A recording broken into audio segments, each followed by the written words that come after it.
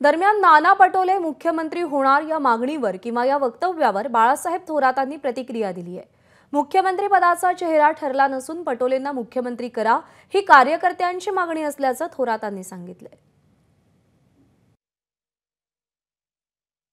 काँग्रेसची प्रदेशाध्यक्षांनी नागपूरमध्ये बैठक घेतली आणि त्या बैठकीमध्ये कसा सुरू होता कुठेतरी नाना पटोले हे मुख्यमंत्रीपदाचे उमेदवार व्हावे असं काही ठरलं आहे का? नाही, याच्यामध्ये ठरलेलं तर काहीच नाही। आघाडी म्हणून आम्ही एकत्र आहोत, त्यामुळे चर्चा करायची नाही हेही ठरलेलं आहे।